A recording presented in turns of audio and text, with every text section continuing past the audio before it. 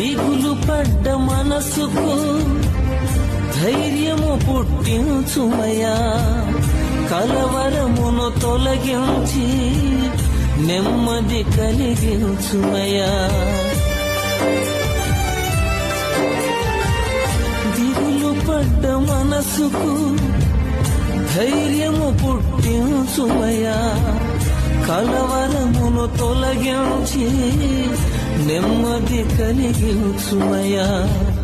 మౌనంగా ఉన్నాను, మనసు తెరిచి ఉన్నాను, మాట వింటున్నాను, మాట వింటున్నాను. ఎదురు చూస్తున్నాను నీ వాక్కు కోసం.